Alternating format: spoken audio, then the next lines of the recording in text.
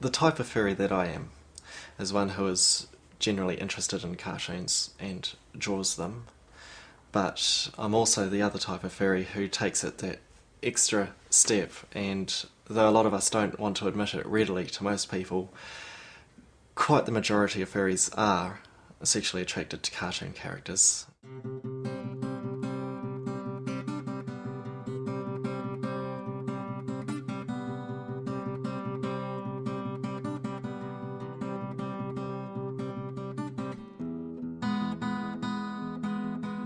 My favourite character, what furs often call a fursona, is a raccoon character.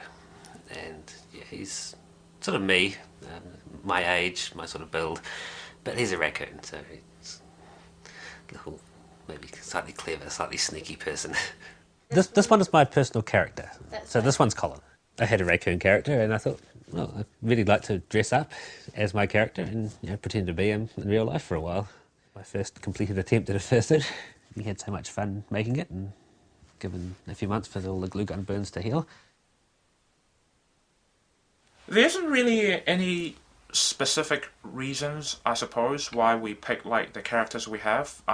For myself, I think I have a tiger character, a snow leopard, gazelle, amongst other things. The characters that we have, I guess for me, I picked them because they're kind of a challenge to build and stuff. Like, for example, for a tiger fursuit, we have actual sewn stripes on the body pattern, and that's a lot of work. The same with a snow leopard with all the spots and stuff. You pick them so they're a challenge for you to build. For you to build. Yeah. That's what I felt. Every human being and every animal in the animal kingdom have a natural instinct. Generally, the sexual part of the natural instinct is find a female mate and reproduce. That part was missing from me.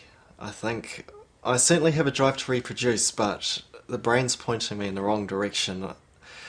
I should be chasing girls, but they are no interest to me whatsoever, and then I could be chasing boys, and I'm not even doing that. I don't actively try to find relationships with people.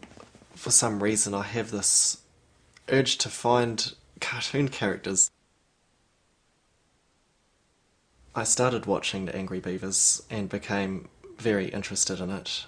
I've never been that interested in a cartoon before, and for some reason it just stuck on me. And one character in particular, Norbert Beaver, really grew on me for some reason, and I had to take pictures of the TV to get pictures of him because there were none on the internet, and that led to drawing, which led to painting, and I just became completely obsessed with him. I'm the owner of the NZ Furry website. It's furry.org.nz, and I've been maintaining the mailing list since 2001. We've incorporated recently a directory of furries, so anyone that wants to in New Zealand can register themselves on the list, upload a little character picture and a short bio about themselves, and use that to meet people.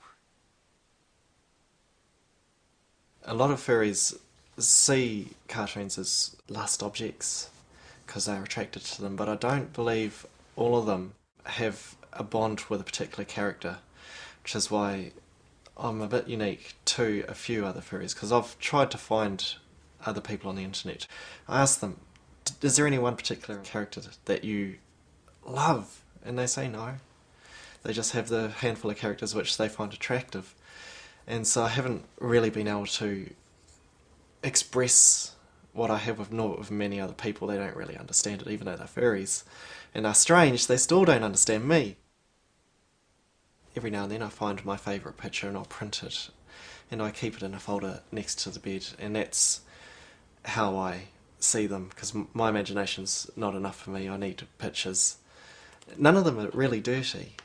I mean, the only dirty ones I got in there are drawings that other people have done of characters which aren't even related to the beavers. All I need is Norbert's smiling face, and that's just enough to make me just smile.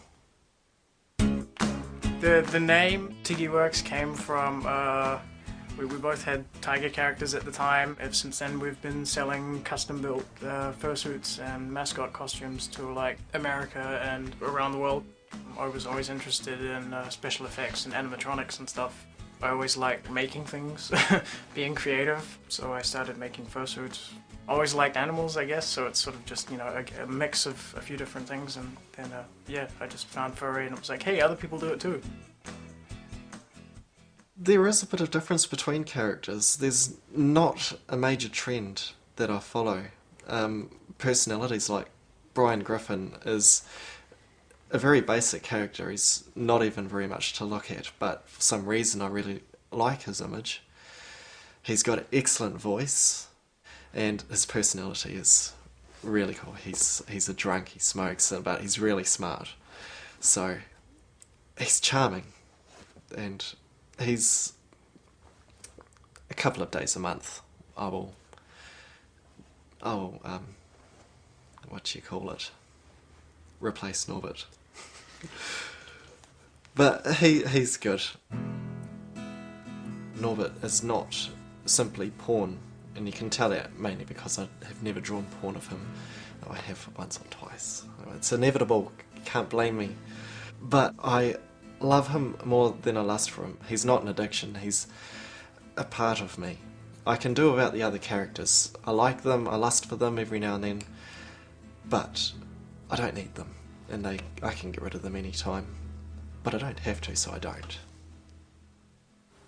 You get people fragmenting into much smaller, more specific interest groups than you used to have, and so you get furry, and then you get specific aspects of furry, and the larger communities often end up disassociating with little bits, the sexual lifestyle, pornographic furries, away from the generic cartoon fans, away from some of the fursuiters who actually have a day job doing mascot and performance work, and they'd never get any work if they thought, the people hiring them thought they were just in it for the sex.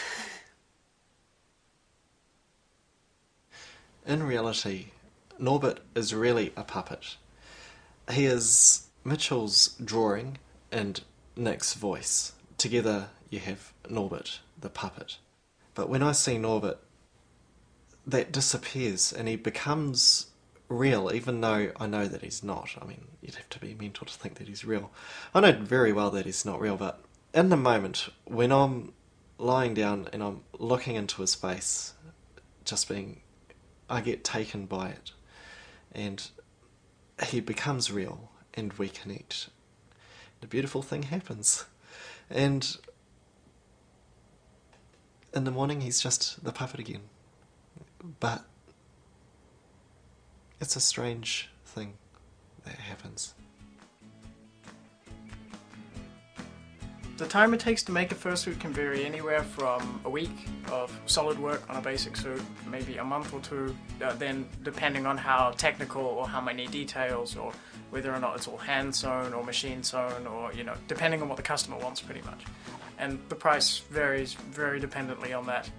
There are people who buy suits that are literally full of lights and wires, and then they'll be paying like 15 grand US, or sort of 20 grand US, or even more. A full fursuit commission would cost anywhere from 1,800 New Zealand up to 3,000, depending on the complexity, the amount of work that needs to be done on it, the material costs, and any other specific requests and stuff that needs to be done on the suit. I'm more just interested myself in looking at other furry characters, and I do a bit of dress up as a fursuiter. It's all just a character to play for an occasion rather than go back to being me later.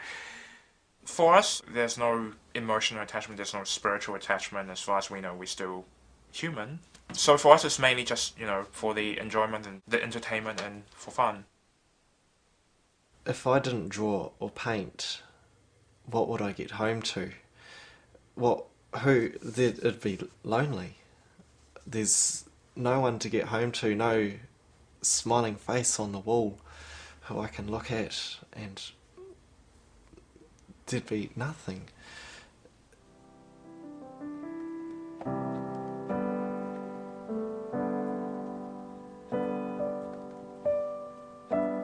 For some reason, they are what I pursue, and I don't know why. I'm looking forward to the day that someone finds that out for me, because I'd be very interested. If I could change it, I don't think I would. But change will come eventually. Just got to go with the flow.